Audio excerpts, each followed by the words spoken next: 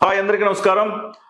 IPL 2026లో Hyderabad sun Risers యొక్క journey ముగిసింది అని చెప్పాలి.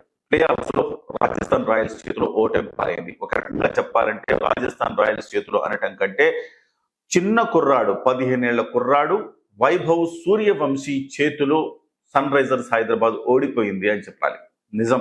ఎందుకంటే ఒంటి చేత్తో మ్యాచ్ ని గెలిపించాడు.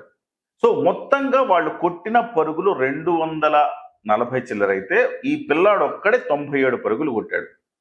97 పరుగులు అంటే దాదాపుగా 29 బంతుల్లో 97 పరుగులు, అందులో 12 సిక్సర్లు, 5 ఫోర్లు, ఇవి కలిపే 92 ఉన్నాయి. ఇక రన్లు పరిగెత్తింది ఆ పిల్లాడు కేవలం 5 రన్లే తీశాడు.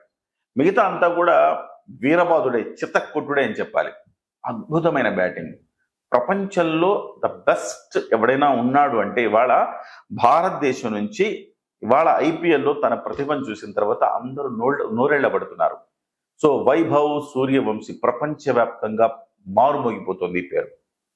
సో అంటే రికార్డులన్నీ తుడిచిపెట్టుకుపోతున్నాయి. ఎప్పుడో క్రిస్ గేల్ లాంటి అరవీర భయంకరుల్లా కనపడుతుంది క్రిస్ గేల్ ఒక 3 రికార్డులు నెలకొల్పాడు ఐపీఎల్లో. ఒకటి అత్యధిక 61 సిక్స్లు కొట్టాడు క్రిస్ గేల్. అంటే మనిషి చాలా ఆజానుబాహుళ్లా ఉంటాడు, బలంగా ఉంటాడు. ఆయన కొట్టాడంటే ఒక అర్థం ఉంది. సో ప్రభాస్ 100 మందిని కొట్టాడంటే చూస్తానికి అబ్బా 100 మందిని కొట్టాడంటే ఇంత హైట్ వెయిట్ ఉంటాడు కాబట్టి కొట్టాడు అనుకుంటాం. అమీర్ ఖాన్ 100 మందిని కొట్టాడంటే మనకి ఎట్లా అనిపిస్తుంది? అమీర్ ఖాన్ ఎంత ఉంటాడు, ఏం కొడతాడు రా బాబు అనుకుంటాం. కానీ అట్లానే వైభవ్ సూర్యవంశీ అది నిజం చేసి చూపించాడు. క్రిస్ గేల్ 61 సిక్స్లతో రికార్డు ఐపీఎల్లో ఆయన పేరుతో ఉంటే 65 సిక్స్లు బాదాడు ఈ సీజన్ లో. సో క్రిస్ గేల్ రికార్డు అక్కడ బద్దలైంది. రెండో రికార్డు క్రిస్ గేల్ది 30 బంతుల్లో సెంచరీ చేయడం. 29 బంతుల్లోనే సెంచరీ చేసే అవకాశాన్ని త్రుటిలో కోల్పోయాడు. 29వ బంతులో ఆయన అవుట్ అయ్యాడు. అది కూడా 6 కొట్టబోయి అది బౌండరీ లైన్ దగ్గర క్యాచ్ అయింది. ఒకవేళ గనక మిస్ అయ్యి ఉండుంటే సో 29 బంతుల్లోనే సెంచరీ చేసిన ఘనత వైభవ్ సూర్యవంశీకి దక్కేది. మరొక రికార్డు 175 పరుగులు ఒక ఇన్నింగ్స్ లో కొట్టాడు క్రిస్ గేల్. ఆ 175 పరుగుల రికార్డును ఛేదించడం నా లక్ష్యం అని చెప్పేసి వైభవ్ సూర్యవంశీ ఒకప్పుడు చెప్పాడు.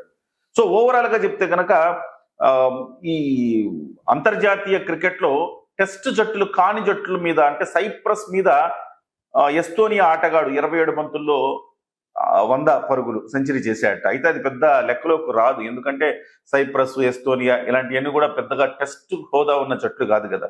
సో వన్డేల్లో అయితే ఏబీ డివిలియర్స్ 31 బంతుల్లో కొట్టాడు. ఐపీఎల్లో క్రిస్ గేల్ 30 బంతుల్లో కొట్టాడు. అలాగే టెస్ట్ క్రికెట్ లో బ్రెండన్ మెక్కల్ 54 బంతుల్లో కొట్టాడు. అయితే ఇవన్నీ రికార్డులు కూడా తుడిచిపెట్టేయగల సత్తా ఈ పిల్లాళ్ళలో ఉంది అని చెప్పాలి. సో ఇప్పటికీ మరొకటి, ఐపీఎల్ ఇవాళ ఆ అబ్బాయే అత్యధిక పరుగులు సాధించాడు. దాదాపుగా 680 పరుగులు సాధించాడు.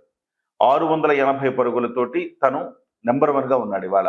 సో అదేవిధంగా రాజస్థాన్ రాయల్స్ కి లాస్ట్ టైం 1,10,00,000 వేలల్లో రాజస్థాన్ రాయల్ కొనుక్కుంది ఈ పిల్లాడిని.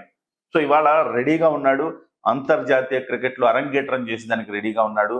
మరి భారతదేశానికి దొరికిన ఒక వజ్రం అని చెప్పాలి. సో ఇలాంటి సచిన్ టెండూల్కర్ తర్వాత మళ్ళీ మరొక సచిన్ వచ్చాడు. నిజంగా సచిన్ ఇంటూ 10 పవర్ అంటే మరింత 10ంతల సచిన్ వచ్చాడని చెప్పాలి మనం. మరి ఇదే దూకుడు కనుక ప్రదర్శిస్తే ప్రపంచ క్రికెట్ లో రికార్డులన్నీ కనుమరుగయ్యే పరిస్థితి కనబడుతోంది. Vaibhav Suryavanshi hats off. చిన్న కుర్రోడైన ఉరుకులు పరుగులు ఎత్తించాడు హైదరాబాద్ ని. అసలుకి కమిన్స్ అయితే మ్యాచ్ కి ముందు చెప్పాడు, plan A, plan B, plan C చేశాము మేము వైభవ్ సూర్యవంశీకి అని చెప్పాడు. సో మ్యాచ్ అయిపోయిన తర్వాత అబ్బాయి అన్నాడు, ప్రత్యర్థులు ఎన్ని ప్లాన్లు చేసినా నా ప్లాన్ నాకు ఉంటుందని చెప్పాడు. నీకేం చేస్తాం, వైభవ్ సూర్యవంశీ దెబ్బకి 64 పరుగులు 4 ఓవర్లలో కమిన్స్ ఇచ్చేశాడు. ఎవరైతే నేను ప్లాన్ చేశానని చెప్పాడో ఆ కమిన్స్ నే వీర ఉతుకుడు ఉతికాడని చెప్పాలి. సో ఒక రకంగా హైదరాబాద్ ఓడిపోయినందని ఒక బాధ మనం ఉన్నప్పటికి కూడాను వైభవ్ సూర్యవంశీ లాంటి క్రికెటర్ ఇన్నింగ్స్ చూసిన తర్వాత మనసంతా సంతోషంతో నిండిపోతుంది. బహుశా వైభవ్ సూర్యవంశీ ఇట్లాగే ఆడితే ఐపీఎల్ కప్పు కొట్టిన ఆశ్చర్యపోక.